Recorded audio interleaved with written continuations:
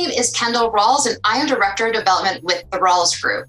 In this episode of What's Up with President Biden's Tax Proposals, the Rawls Group's succession planner, Jeff Bannon, and Kevin Gilbreath, a tax partner with Crowe, discusses, given the urgency to use a lifetime exemption, what assets should you gift and who should you gift them to? There's a lot to unpack on this topic, so let's dive right in. Well, that's a big question, Kendall. And I think that, from a succession perspective, making gifts and considering the tax law changes is one piece of making sure your succession puzzle is put together correctly. In this, we're considering taxes, we're considering family, we're considering key manager and the impact on all the other parties that are dependent on it. And before I say what should we gift and what should we consider, I'd like to start with let's consider what not to do. And a quick story of this is I'd working with a client up in the Northeast who in 2009, there was a risk of the estate tax exemption going away, and there's a ton of uncertainty, so he was compelled to take action on something. So in 2009, he decided to gift to each of his two sons, who were highly educated Ivy League, quote unquote kids in the mid-20s, $4 million to each of them in cash. He said, $2 million, go buy a house, and $2 million go start a business. Good luck. You're welcome. And it was all driven by taxes. So fast forward about 6 years, we meet with a client, we're getting to know him, and he says, I just can't figure it out. My boys aren't motivated to really take over my business.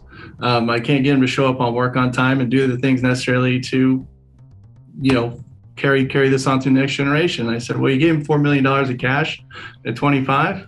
I wonder why they're not really motivated at this point to want to work bell to bell every single day. So it's a good example of the tax tail wagging the dog, speaking to the fact that we have to consider a lot of things before making a gift. It can't just be tax motivated. And as a brief, check in three considerations for it is one, anything you gift or want to transfer out of the estate. Generally, you got to look at assets that are going to appreciate in value. You want something that once you gift it, all the growth of that asset will be outside the taxable estate for a long time to come. Second, whatever you gift should be meaningful. You can gift to a spouse, you can gift to a child.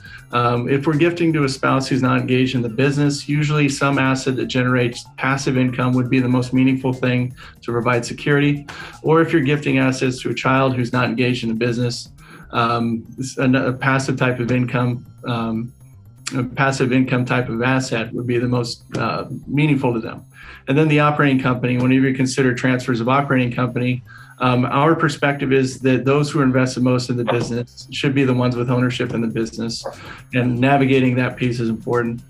And then lastly, it's understanding the dynamic of what impact a gift will have on your child, like the example I said. Are we better off getting assets outside the taxable estate by gifting husband to wife and not including the children at this point? Or are they ready and understanding what assets to give to them, and then what governance needs to go around it? Because there's different types of trusts that can be established to accommodate all the goals in all these situations. Yeah, that's a great point. Especially just because there's a lifetime exemption out there, it's smart to use it up now before the laws change. Work with your advisor, use it wisely, think about what legacy you want to leave. And also, there's a smart way to gift. Gifting cash that's not really going to appreciate in value doesn't really use up that exemption in a way that benefits that next generation as much as gifting an asset that could significantly appreciate in value. Also, the next generation might not be at an age that's ready to accept control of a gift like that, but the right professional, the right attorney and planner working together as a team can help craft a way to gift without giving away control, without taking away that next generation's motivation to work hard to build the business. You're still getting the assets out of your estate and accomplishing what you want for tax purposes without ruining that legacy that you're trying to build.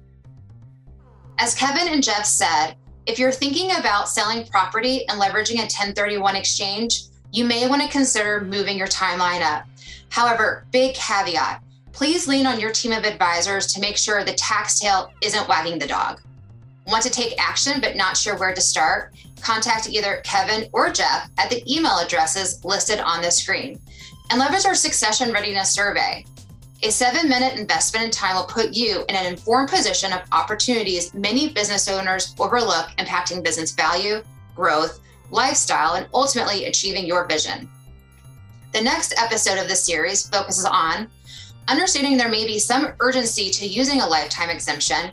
What assets should you gift and who do you gift it to?